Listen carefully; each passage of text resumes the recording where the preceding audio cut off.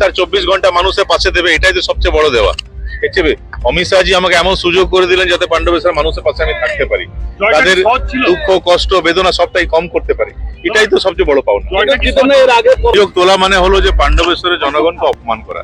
যে পাণ্ডবেশ্বরের মানুষ ওনাকে এতদিন বিধায়ক রেখেছিল, তারাই আজ ওনার কাছে রুষ্ট হয়েছে, ওনার বিরুদ্ধে ভোট দিল বলে তাদের বিরুদ্ধে এই ধরনের অভিযোগ আনাটা ঠিক।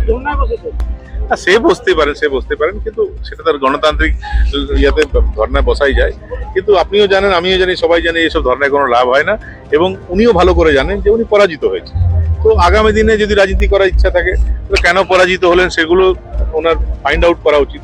যদি কোথাও মানুষের ক্ষোভ বিক্ষোভ হচ্ছে সেটা কম করার চেষ্টা করেন, সেটা না করে অন্য পন্থা, চমকপ্রদ কোনো পন্থা নিয়েছে, সেটা ওনার ইচ্ছে। জিতেন্দ্র তিওয়ারি 5 বছরে দেখা গেছে দরজা যদি লাগিয়ে থাকতো তাহলে কি আজ আমি জয়লাভ করতে পারতাম?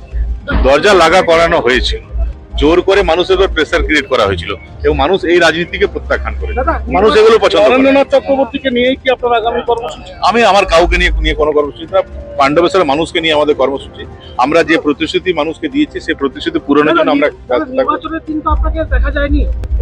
নির্বাচনের বিভিন্ন লোকের বিভিন্ন পরিকল্পনা থাকে, ইলেকশনটা কিভাবে লড়তে হবে। আপনারা প্রেসেরাও অনেকে আমাকে সেদিন খুঁজেছিলেন, আমি বলে দিয়েছিলাম যে আসানসোলে আছি, অসুস্থ আছি, কিন্তু সেদিন হ্যাঁ দেখুন, এটা মানুষ যখন চায় তখন জয় পরাজয় সবটাই সহজ হয়ে যায়। রাজ্যের বিরোধী দলনেতা জিতেন্দ্র তিওয়ারির মুখে বারবার পাণ্ডবেশ্বর লাউদোয়া ব্লকের বালি দুর্নীতি, কয়লা দুর্নীতির সাথে জড়িত বহু মানুষের কথা উঠে এসেছে, বহু নাম উঠে এসেছে।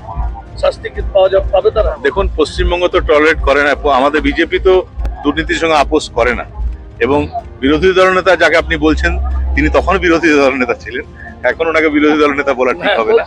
স্বাভাবিকভাবে এইসব কাজের সঙ্গে যারা যুক্ত থাকে তাদের বিরুদ্ধে তো আইনত ব্যবস্থা যা নেওয়ার সেটা তো নিশ্চয়ই।